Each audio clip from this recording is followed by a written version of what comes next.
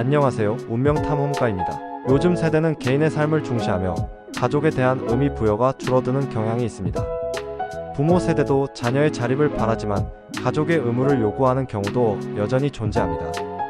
이러한 변화되는 분위기 속에서 시부모와의 관계에서 어려움을 겪을 가능성이 있는 송금 유형을 살펴보겠습니다. 1. 막쥔 송금. 막쥔 송금이란 직선형 두뇌선과 직선형 감정선이 하나의 선으로 연결된 형태를 의미합니다. 이는 집중력과 자기통제력, 사회적 성공 욕구와 뛰어난 역량을 나타내며 개성이 뚜렷한 송금으로 알려져 있습니다. 이러한 성향을 가진 분들은 대체로 자기중심적이며 고집이 강한 편입니다. 또한 주도적인 태도를 보이는 경우가 많아 주변과 조화를 이루기가 쉽지 않을 수 있으며 위계질서가 뚜렷한 조직에서는 적응이 어려울 수도 있습니다. 이러한 특징을 고려하면 막쥔 송금을 가진 여성분들이 결혼 생활에서 겪을 수 있는 어려움을 예상해 볼 수 있습니다.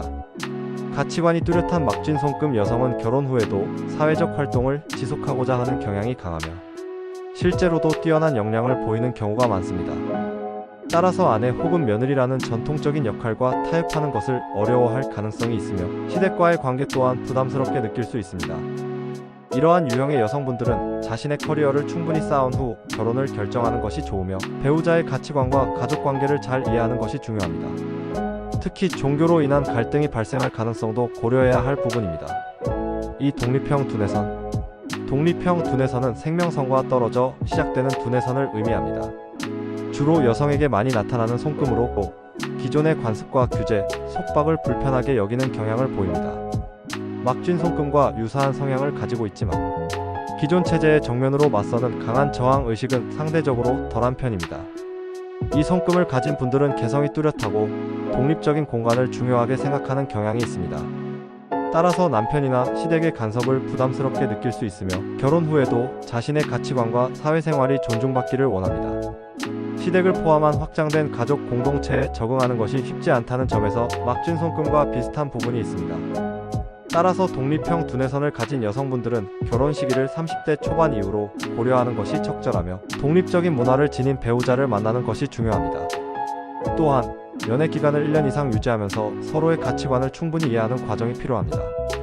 3. 직선형 감정선. 감정선은 애정 성향, 타인에 대한 관심과 배려, 일에 대한 열정과 감수성 등을 나타냅니다.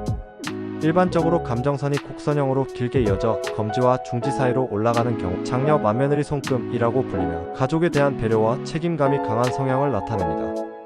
반면 감정선이 직선형인 경우에는 합리적이고 실리적인 성향을 보이며 자기중심적인 애정을 중요하게 여기는 경향이 있습니다. 이해관계를 빠르게 판단하며 필요 이상의 관계를 맺거나 감정을 표현하는 것에 어려움을 느낄 수도 있습니다. 감정 표현이 무뚝뚝한 편이며 다정한 모습을 기대하기 어려운 경우가 많습니다.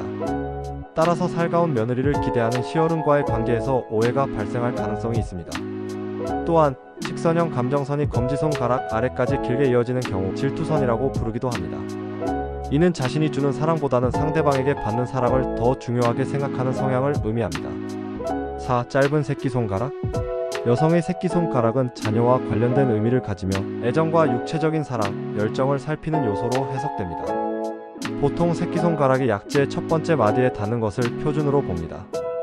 새끼손가락이 짧은 여성분들은 자녀에 대한 애착이나 욕심이 적은 편이며 출산에 대한 의지가 강하지 않을 가능성이 있습니다. 관계보다는 사회생활에 더 많은 관심을 두는 경우가 많으며 이에 따라 결혼이 늦어지는 경향도 나타납니다. 예로부터 새끼손가락이 짧은 여성은 자녀와의 인연이 약하다고 합니다. 이는 과거 기준에서 자궁과 생식기의 건강이 약해 출산 과정에서 어려움을 겪거나 아이를 갖기가 상대적으로 어려웠기 때문입니다. 결혼 전에 배우자의 자녀 계획에 대해 충분히 대화하고 조율하는 과정이 필요합니다. 또한 자녀 계획이 있다면 지나치게 미루지 않는 것이 중요할 수도 있습니다. 각 송금의 특징을 바탕으로 결혼 생활과 가족 관계에서의 어려움을 미리 고려해 보는 것은 의미 있는 과정이 될 수 있습니다. 하지만 송금이 절대적인 것은 아니므로 자신의 성향을 객관적으로 이해하고 상대방과 충분한 소통을 통해 서로 존중하는 관계를 형성하는 것이 무엇보다 중요하다고 생각됩니다. 내용이 흥미로웠다면 구독, 좋아요 부탁드립니다. 감사합니다.